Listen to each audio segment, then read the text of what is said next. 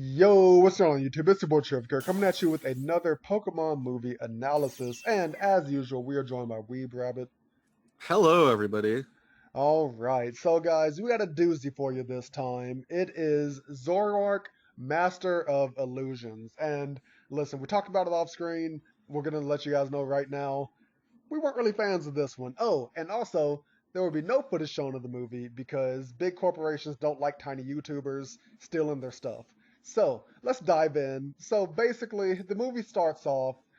We see this businessman. He's revealed to be what Kodai, and Yeah, he his name has is so dumb. His name is Grings Kodai. yes, and he has Zoroark and Zora trapped. He's like, basically torturing them.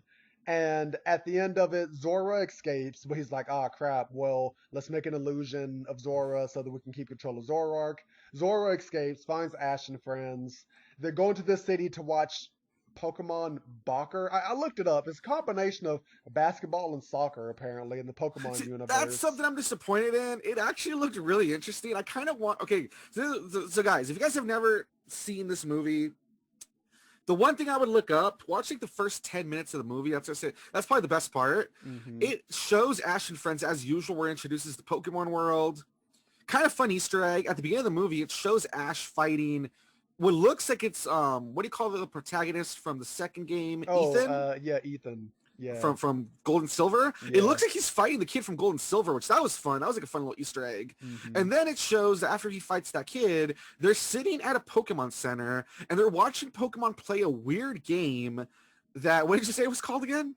Bocker. It's a combination of basketball and soccer.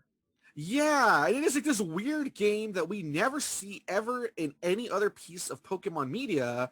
But I gotta admit, it looked interesting because it's kind of cool to see Pokemon do something other than battle. Like these Pokemon out there playing this weird basketball soccer game was actually kind of fun. Hmm. And yeah, I kind of want to know more about it. And that's it's so random that for whatever reason they couldn't think of an excuse of what Ash and friends should be up to. So they're like, oh yeah, they're fans of Balker, and so they're going to this city to watch the Balker game, I guess. Yeah, like they could have legit just said, "Oh, hey, they're just on their way through the region and they just happen to come into this town." But no, let's make up a whole new, a whole new sport. Never bring it up again, just to give an excuse for them to be here. Um, And another thing, hold on, and leading into that, the guy who like runs one of the teams, I love this part too. His team consists of Suicune, Entei, and oh my god, I'm forgetting the last one. Raikou, Sweet, huh? Raikou, Yeah, Raikou, and like Raikou. I Raikou. almost forgot Yeah. Raikou. I'm so sorry. Yeah, it's Suicune, Entei, and Raikou. He has the three legendary dogs or whatever. And Ash and friends, upon seeing that this guy owns those three Pokemon and he's using them for Balker, no reaction. Just oh, Yeah. that's cool. Yeah. Just have three legendary beasts, but just use them That for a they've sports met. game. That they've Yeah. met these guys too, and they're Yeah. just kind of like, oh, that's cool. Yeah. But But anyway, yeah, to catch you up though, there you go. So Ash and friends are in Crown City. They're gonna watch the Balker game. That Zoroa, whatever you call it, it escapes to Crown City, and basically that's how it runs into Ash and friends. yes. And basically Zora's looking for he calls him what, Mima, something like that, the Zoroark who cares for him and all that. And another subplot, because there's a bunch of subplots in this movie, this town, what is it, Crown City, it was devastated 20 years ago. All the plants died. No one knows why. We'll get into that later. Subplot again, Celebi's returning, and people are excited about that because once again, it's been 20 years since it's happened. And basically, the whole movie is what's his name again? Kaida? Kodai, Kodai. There Kodai. we go. Yeah, Kodai. He's trying to locate the time ripple, which is what Celebi goes in and out of the time travel, so that he can absorb the energy. Because we find out that 20 years ago, he absorbed the energy, and because of that, he can see into the future periodically. But that power is starting to go away, which is why he needs the new time ripple. And in order to get people to leave the town, he literally spreads fake news saying that the town is being destroyed and everyone needs to evacuate. And everyone, again, believes the mainstream media and just does what they say. They evacuate, no questions asked. And that's when he goes patrolling because he knows that the time ripple is somewhere by like some type of clock or something like that. So he goes looking at every single clock in the literally in the city trying to find the time ripple. Can't find it until Ash and friends meet up with a reporter. The reporter meets his grandparents, and his grandfather's like, "Oh, oh, well, I've made every single one of these, and there's one hidden one that's in the Bacher stadium for some reason." And the guy bugged him basically, Kodai, and so he knows where it is. He gets to the time ripple, and there's a scene where he legit like chokes Celebi to get some of the time energy from it so that he can see That was into the great. future. Like full on grabs Celebi with both hands and chokes it, which oh my gosh, that might be the most intense villain we've seen in a Pokemon movie. But long story short, Zoroark gets free. Oh, also subplot, the Crown City is protected by the three legendary beasts for some reason, but they're shiny this time. Oh yeah, And no, and, oh yeah, this is the weird thing. So we saw that supposedly Kodai has the three legendary dogs or whatever in his mhm, possession, except he doesn't have them. They're actually like illusions, yeah, and every so often he can use Zoroark to transform into them, and that's how he fabricated the news by showing Zoroark transforming into different creatures and supposed attacking different parts of town. yes. But plot twist, the three legendary dogs are around. They're the guardians of the city, but for some reason that's never explained. They're shiny versions. And so when all of this is happening, they actually were like legit show up. So you have Entei, Riku, and Suicune fighting against Zoroark while Kodai is hunting down Celebi, and meanwhile Zorua is trying to rescue Zoroark. And so it's just like this tangle of like people looking for people and Mhm. people fight Pokemon fighting each other and all sorts of stuff. Yeah. And yeah, it's just weird. But anyway, What? back to what Trevor was saying. Yeah. The guy thinks he finds the time ripple. Mhm. But he thinks he finds the time ripple, but it was an illusion set up by Zoroark to trick him basically into revealing everything that he's done. The reporter is filming it, and then he's like, "Oh crap, the jig's up." He tries to escape, but then Zoroark sets up another illusion, and basically he ends up tripping in the Bacher Stadium and gets like knocked out, I guess. But before that happened, he like electrocuted Zoroark, and Zoroark's like half dead. Celebi's almost half dead from being choked, and they need to find the time ripple. They find it. They have Celebi touch it. Celebi gets revived. Celebi revives Zoroark, and then Zoroark and Zora then go back to Unova. And that's pretty much how the movie ends. But real quick before we And get into the Kodai more gets arrested. yes, and I just want to bring this up because you made me remember it when you brought up the legendary beasts and all that. They mentioned that Entei, Suicune, and Raikou are attacking Zoroark because they think that Zoroark is destroying the town. But what's funny is that it was all illusions to begin with, and they weren't even around. Like they, when Zoroark is doing its thing, it flashes to like all of them and whatever. So it's just like, so you're telling me that they were just chilling out in the world semi close to the city. They didn't realize that this guy 20 years ago like touched the time ripple.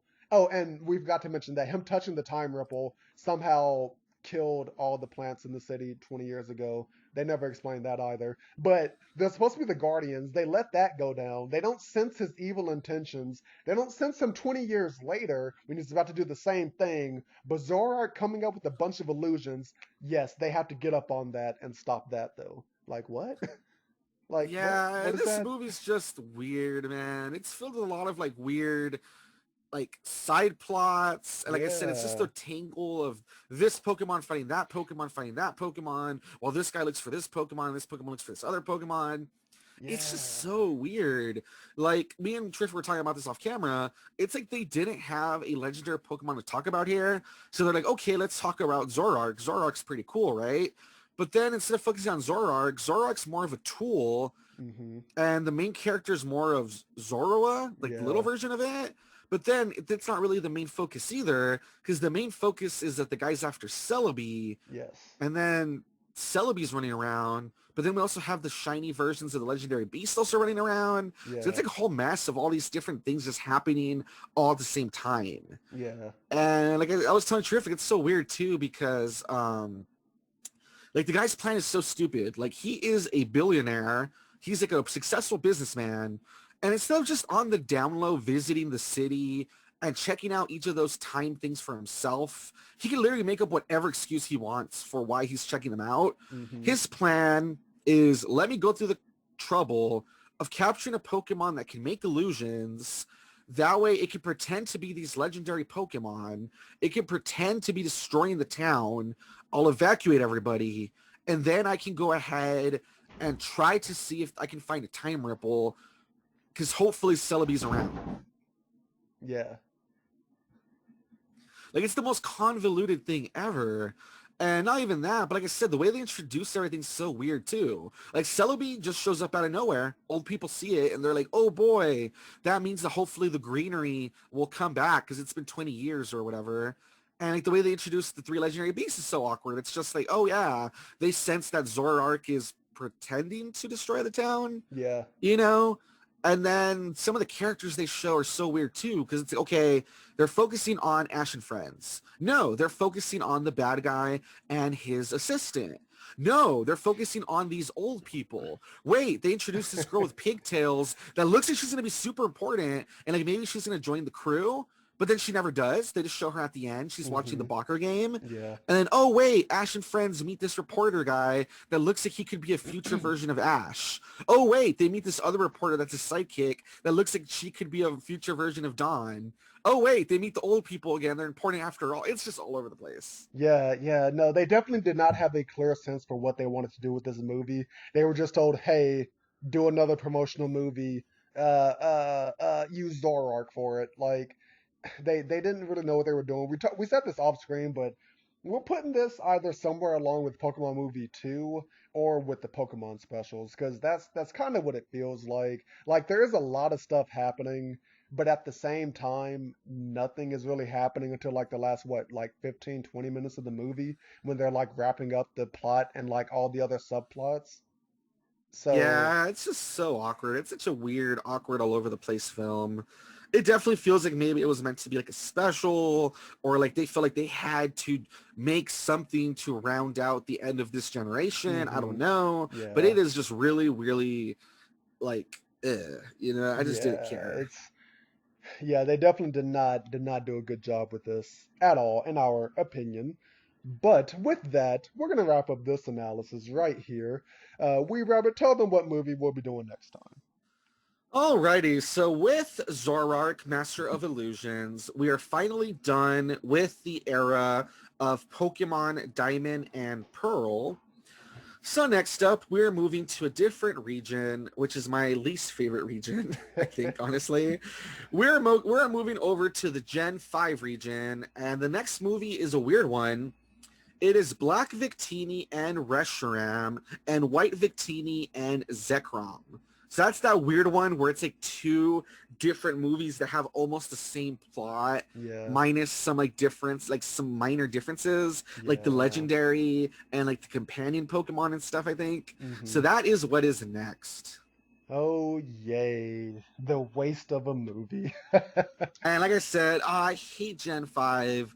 Gen 5, I do not like Iris. I don't like Cillian or whatever his name is.